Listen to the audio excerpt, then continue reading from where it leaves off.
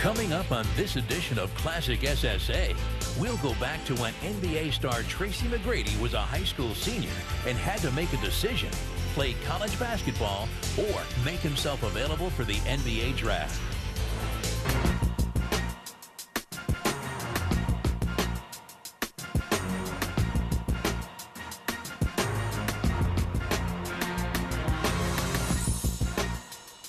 Everybody sitting in this gymnasium today is thinking solely, I will make it to the next level. And there is nothing wrong with having a dream and to pursue a dream and to have a goal to make that dream happen. But there's reality to deal with as well. And the reality and the numbers are against those to try and climb to make it to the big time. Dick Vitale could have been talking directly to Tracy McGrady from Mount Zion High in Durham, North Carolina, a young man with one big decision in front of him.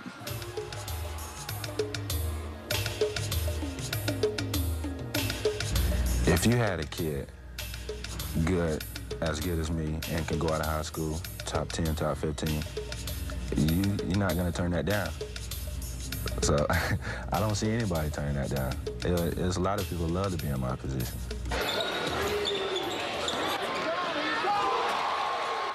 His position is this. He could sign a letter of intent to play basketball at one of his two favorite colleges, Kentucky and Florida State, or take his chances and make himself eligible for the NBA draft. I'm a lottery pick. I might make like $3 million a year, and hopefully I probably have a shoe contract. Or if I'm not a lottery pick, maybe $900,000 a year with a shoe contract. Garnett, 2 years, and he an NBA All-Star. Kobe, 18 years old, and won the slam dunk contest. So, you know, it's possible that I could do some of those things. Read the defense, read the defense. Come on, Trace, get under control.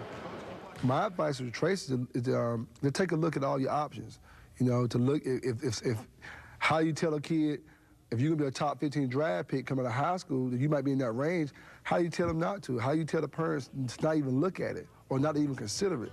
Coach Hopkins brought Tracy to Mount Zion from Auburndale High in Florida for his senior season. After an immensely successful summer at the national camps, a buzz started around McGrady by many NBA scouts. He might be good enough to skip college, they said. It planted a seed in Tracy's head. His dream may be closer than he ever expected. If I'm a top 15, I just can't see myself turning that down. If they say I could be a top 15 draft pick, I can't turn that down. Basketball is a business, and you got to conduct yourself in a business fashion, and even on the high school level. Coach certainly had his own opinions about how McGrady should view the game he loved. And with that, Tracy played his senior season under the swirl of growing debate. Are 18-year-olds ready, physically, socially, to bypass the college experience? Many people that never go to college live very productive and happy lives. The thing that is so tough about going directly to the NBA is that socially, you're throwing yourself in with a much older group. I don't think Kevin Garnett was ready last year to live in a hotel room on the road. And when all the guys got dressed up at night and went out to the clubs, that Kevin's in a room playing Nintendo. I don't think that's what you're supposed to be doing at 18 or 19. But what are you supposed to be doing at 18 or 19?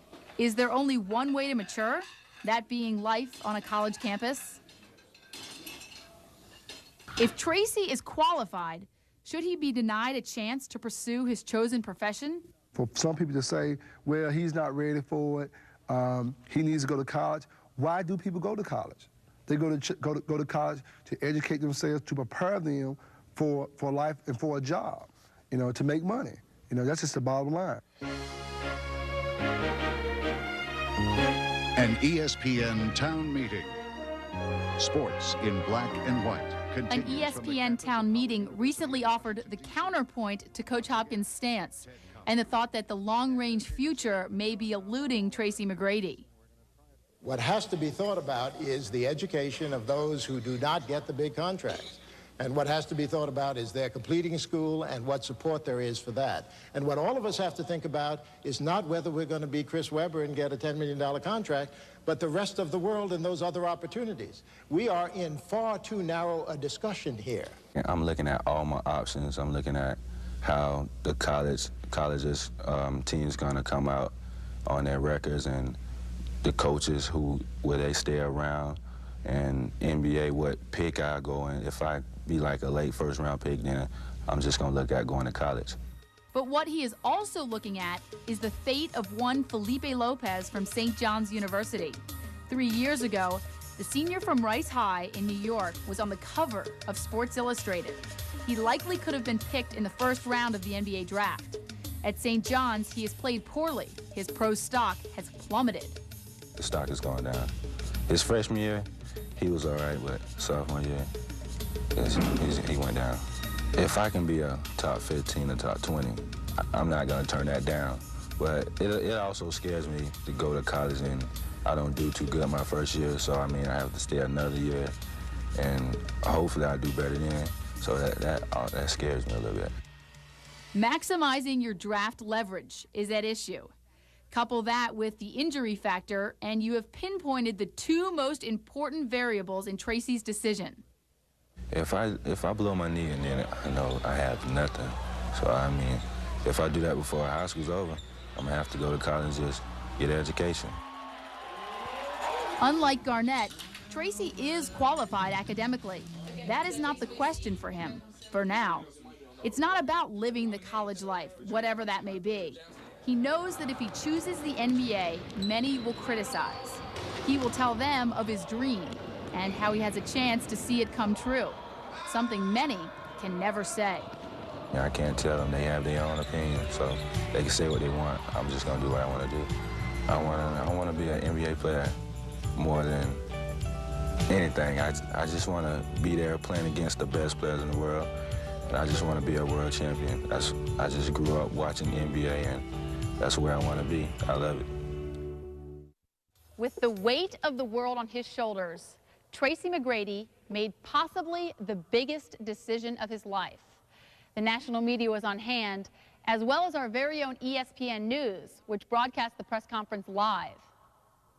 After talking it over with Coach Hawkins and my parents, I thought it would be the best decision for me and my family, and I will make myself eligible for the 1997 NBA draft.